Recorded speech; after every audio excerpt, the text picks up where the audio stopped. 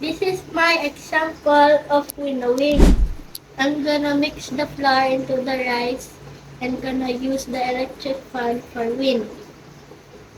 So now I'm gonna add the flour onto the rice and then mix.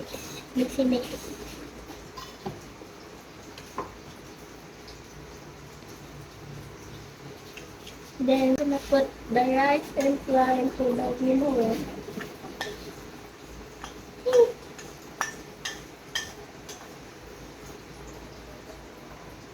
I'm gonna turn on the electric fan.